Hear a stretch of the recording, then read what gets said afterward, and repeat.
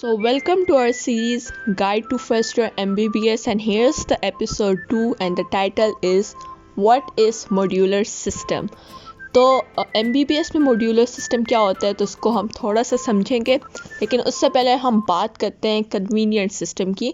तो शुरू में ऐसा था, बल्कि अभी भी कुछ जगहों पर ऐसा ही चल रहा है।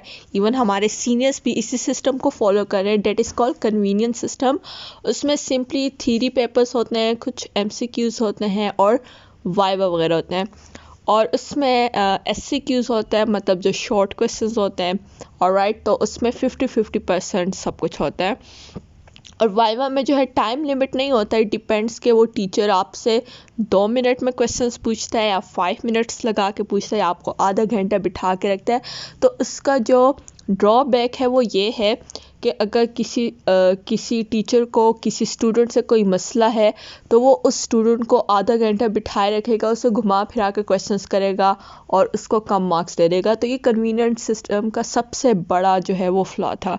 दूसरा होता है SCQs, उसमें हमको डायग्राम्स भी बनानी पड़ती हैं।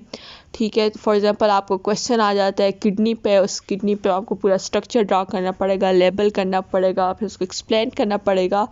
तो ये सब कुछ उसमें होता है। तीसरा उसमें ये होता है कि उसमें सब्जेक्ट वाइज जो है होते हैं, मतलब there is not particular interconnection among subjects. बस आपने सिलेबस को किसी ना किसी तरह कवर करना है। For example we have 3 subject, physiology, anatomy and biochemistry. तो मतलब लेक्चर किसी भी टॉपिक पे हो सकता है। अगर फॉर एग्जांपल फिजियोलॉजी का लेक्चर जो है वो सर्कुलेशन पे है, तो एनाटमी का किसी बोन पे हो सकता है, और बायोकेमिस्ट्री का किसी कार्बोहाइड्रेट या प्रोटीन पे हो सकता है। तो इन तीनों सब्जेक्ट्स के टॉपिक्स का आपस में कनेक्शन नहीं बन रहा। एक नॉर्थ पोल की तरफ जा रहा है, एक साउथ पोल की तरफ जा रहा है, और तीसरे का टॉपिक ईस्ट या वेस्ट की तरफ जा रहा है। तो इस तरह काफ़ी कन्फ्यूजन्स क्रिएट होती हैं।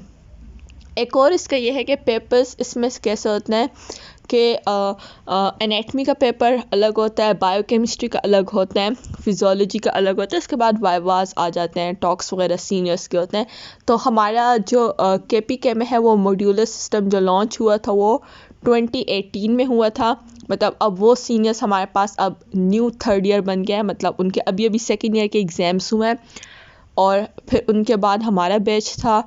तो हम लोग भी मॉड्यूलर सिस्टम पे, लेकिन हमारे जो सीनियर्स हैं, जो हमारे 3rd ईयर, 4th ईयर और फाइनल ईयर वाले हैं, वो अभी तक कन्वीनियंट सिस्टम पे उनके वही टॉक्स और SCQs होते हैं, उनको डायग्राम्स और ये सब चीज़ें करनी पड़ती है। तो अब हम मॉड्यूलर सिस्टम को डिस्कस करेंगे। मॉड्यूलर सिस्टम जो है वो इंटरनेशनल स्टैंडर्ड का है, और हमारे काफ़ी जो कंट्रीज़ हैं वहाँ पे ये सिस्टम अडॉप्टेड है। USA हो गया, इंग्लैंड हो गया, जर्मनी हो गया, इंडिया हो गया, और आहिस्ता आहिस्ता ये डेवलपिंग कंट्रीज़ में भी आ रहा है। और पाकिस्तान में भी मॉड्यूलर सिस्टम फाइनली लॉन्च हुआ। आगा खान यूनिवर्सिटी में जो है काफ़ी पहले से था, आर्मी मेडिकल कॉलेज में भी था। उसके बाद UHS ने 2016 या 2017 में इंट्रोड्यूस किया, and following UHS finally came you also introduce modular system, और काफ़ी अच्छा जो है वो जा रहा है अभी तक। और जिस तरह आगे आहिस्ता आहिस्ता बैचेस आते जाएंगे तो definitely it will get improve. First batch पे इट वाज अ ट्राई, लेकिन काफ़ी अच्छा जो है वो रिस्पॉन्स मिला, और हम पे उनका सेकंड अटैम्प्ट था। इसी तरह जैसे बैचेस आते जाएंगे तो मतलब हर चीज़ जो है वो आहिस्ता आहिस्ता इम्प्रूव करती जाएगी। और मॉड्यूलर सिस्टम जो है वो जो है it will help us in preparing the exams जो हम आफ्टर ग्रेजुएशन देने की तैयारी करते हैं। USMLE हो गया, प्लेब, FCPs, MRCPS वगैरह। तो उसके लिए भी काफ़ी हेल्पफुल रहेगा, क्योंकि इन एग्ज़ाम्स में मोस्टली जो है वो MCQs बेस्ड ही होते हैं, और इन में एनालिटिकल और रीजनिंग क्वेश्चंस और क्लिनिकल क्वेश्चंस काफ़ी ज़्यादा होते हैं। अब हम डिस्कस करते हैं मॉड्यूलर सिस्टम होता क्या है।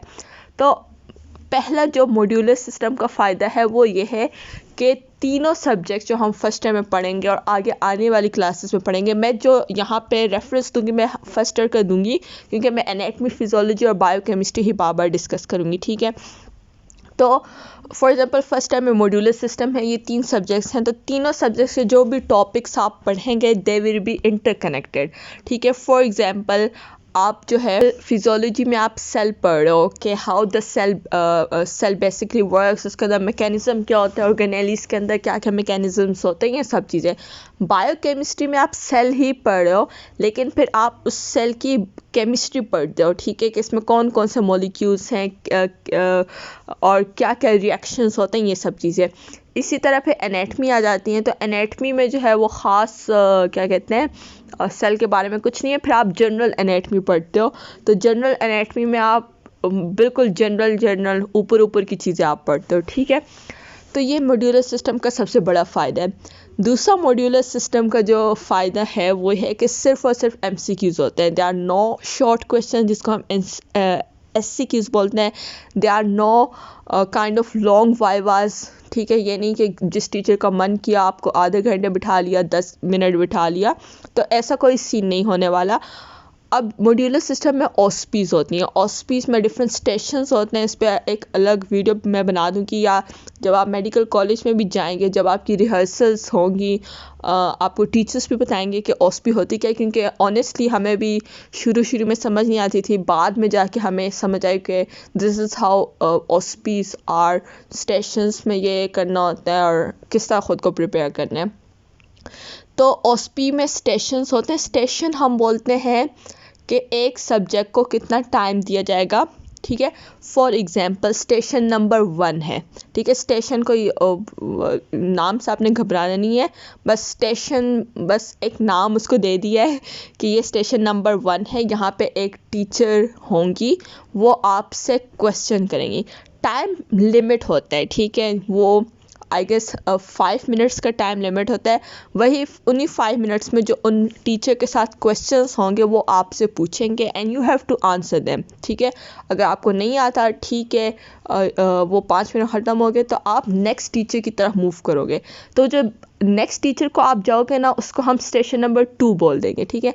अब इन स्टेशंस का मुराद नहीं है कि एक टीचर एक रूम में बैठा होगा, दूसरा टीचर दूसरे रूम में, ऐसा नहीं होगा। लैब में जो है सारे स्टूडेंट्स मौजूद होंगे और थोड़े से डिस्टेंस के ऊपर जो है वो टीचर्स बैठे होंगे। तो स्टेशन नंबर 1 पे एक स्टूडेंट जाएगा, जैसे इसके वो क्वेश्चंस हो जाएंगे, देन वो दूसरे टीचर के पास जो कुछ ही डिस्टेंस पे बैठा होगा उसके पास जाएगा, वो स्टेशन 2 हो जाएगा। फिर तीसरे टीचर के पास जाएगा, वो स्टेशन 3 हो जाएगा, ठीक है। ये वाला सीन होगा। अब ऑस्पीस के अंदर होता क्या है, इसमें वाइवा मीन्स आपसे ओरल क्वेश्चन पूछे जाते हैं, जिसमें आपसे कोई भी क्वेश्चन पूछा जाएगा, you have to answer it. Number 2 आपसे प्रैक्टिकल परफॉर्म करवाया जाता है, ठीक है। नंबर 3 आपको स्लाइड्स दिखाई जाती हैं हिस्टोलॉजी की, आपको वो जो है आइडेंटिफाई करनी होती है। नंबर 4 आपको एम्ब्रियोलॉजी की, एनेटमी की, हिस्टोलॉजी, कोई भी डायग्राम आपको दिखा देंगे और आपको कहेंगे इसको फिगर आउट करें, या ये प्रोसेस क्या है, या how does it work. Number 5 आपको कोई बोन दिखाई जाएगी एनेटमी की, ठीक है। उसमें आपको उस बोन को आइडेंटिफाई करना होगा, मसल्स को आइडेंटिफाई, आर्टरी, नर्व्स वगैरह वगैरह, ठीक है, जो भी आप पढ़ेंगे। तो ये तीनों सब्जेक्ट्स जो हैं, एनेटमी, फिजियोलॉजी, बायोकेमिस्ट्री, इस तरह फिर पूछे जाते हैं। और हर स्टूडेंट्स को जो है इक्वल टाइम मिलता है 5 मिनट्स का, और उनसे इक्वली क्वेश्चंस पूछे जाते हैं। तो इधर कोई नाइंसाफ़ी वाला सीन नहीं है कि इस टीचर ने जो है इसको 5 मिनट में फ़ारिग कर दिया और मुझे आधा घंटा बिठाए रखा, और उस टीचर को मुझसे कोई ग्रजेस हैं वगैरह। तो फिर ऐसा सीन जो है ऑस्पीस में नहीं होता। थ्योरी जो है, थ्योरी में सिर्फ और सिर्फ MCQs होते हैं, ठीक है। 120 MCQs होते हैं पर पेपर, 120 MCQs पर पेपर।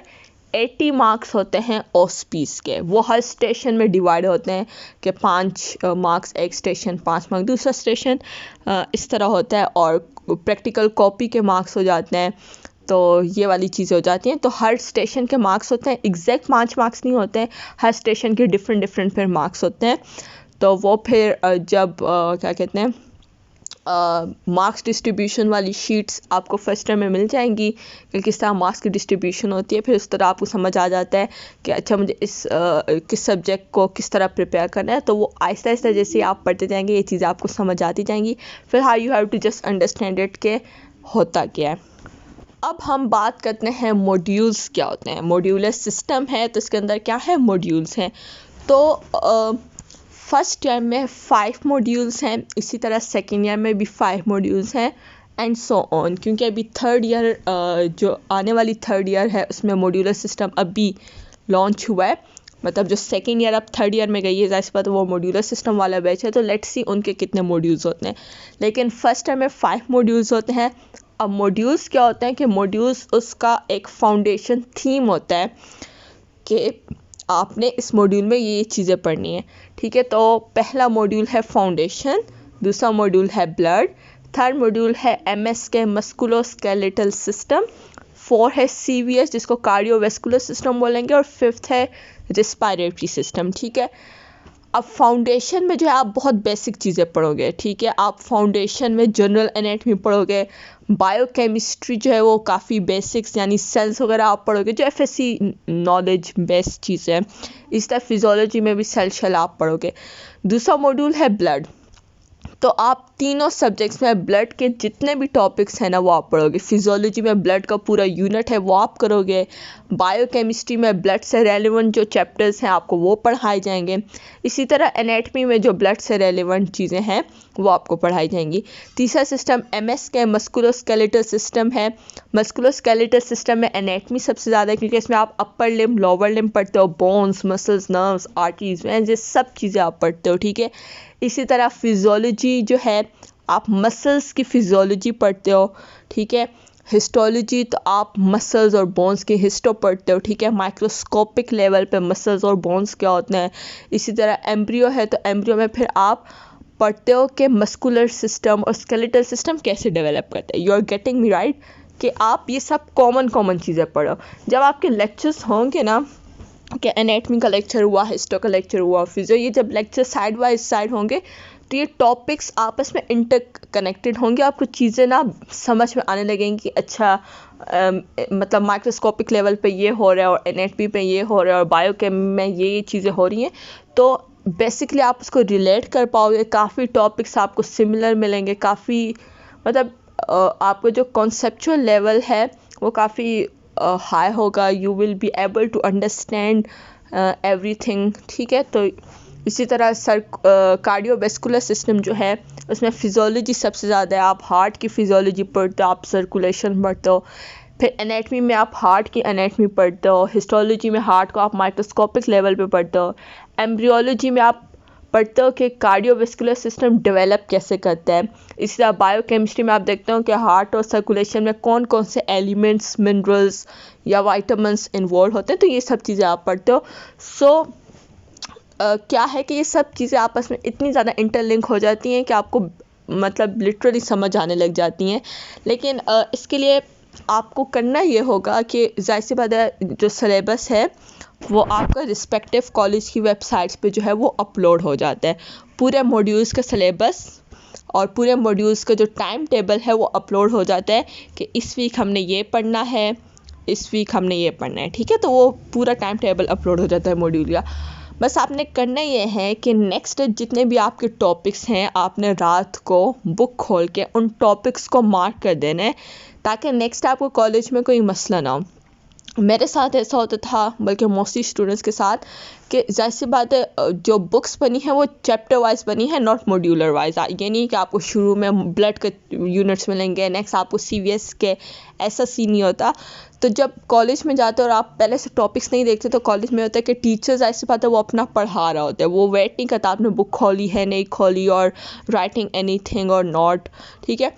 तो फिर ये होता है कि वो बुक के बीच में से टॉपिक्स ढूंढना बहुत मुश्किल हो जाता है। For example if teacher is teaching us hearts anatomy, ठीक है, और हार्ट का चैप्टर कहीं बीच में 4th चैप्टर है और अब जो है आप ढूंढते रह जाओगे ओके वेयर इज़ हार्ट, तो इस तरह काफ़ी मुश्किल हो जाता है। और बायोकेमिस्ट्री में स्पेशली मुश्किल होता है क्योंकि फॉर एग्जांपल अगर मैम कोई मिनरल पढ़ा रही है और आपको वो टॉपिक ही नहीं मिल रहा, पूरा लेक्चर लिटरली जो है वो टॉपिक्स ढूंढने में निकल जाता है। तो इट विल बी गुड कि आप पहले से टॉपिक्स को मार्क करो, रात को सोने से पहले जस्ट टॉपिक देखा करो, mark them in your book, और नेक्स्ट डे जब आप जाओगे तो you want find anything difficult, और इस तरह के आप लेक्चर्स के बीच में एंजॉय भी थोड़ा कर सकोगे क्योंकि आपका टॉपिक पहले से खुला होगा।